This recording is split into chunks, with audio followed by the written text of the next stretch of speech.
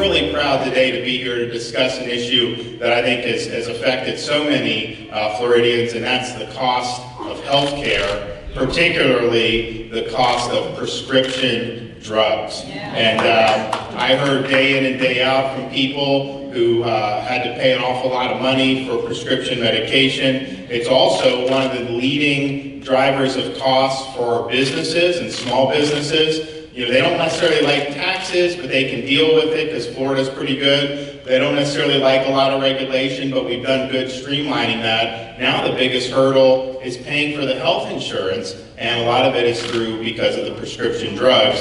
And then, of course, our state budget, we pay huge amounts of money for prescription drugs, including tens of millions of dollars for prisoner drugs like hepatitis C. So it's a real burden on the taxpayer.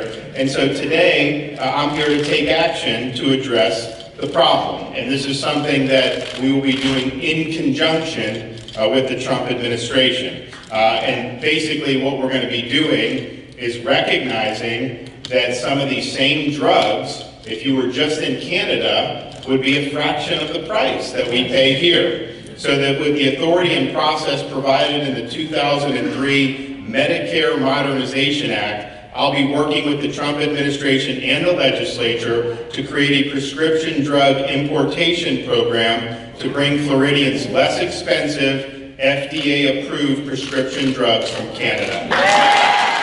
What did you think of the announcement today and that he chose here? You know, I got the call yesterday at noon, and the staff person said, we want to come to Villages because we got great support from the Villages, and we're going to do something the villagers will really enjoy. So I'm saying, hey, we can't get a room, we can't move that quick. And so all of a sudden magic happened.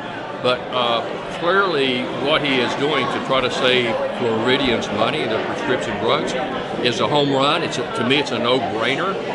Why wasn't it done a long time ago? It's a common sense approach to healthcare. So I'm asking, why in the world wasn't this done months or years ago? What about, how do you think his relationship with the president plays into this? You know, Larry, I think it's a home run for the state of Florida that we have a governor that is tight as he is with our current president. And just over the last few days, I'm thinking, after Trump wins 2020, who's going to succeed him?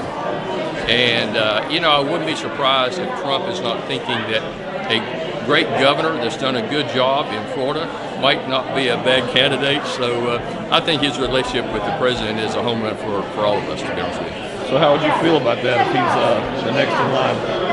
I see the two of them are really cut from the same cloth. They have different personalities. Some people understand the aggressive personality of a Donald Trump to try to announce what he's going to do and come on and follow me, I'll get it done, as opposed to Ron just doing it.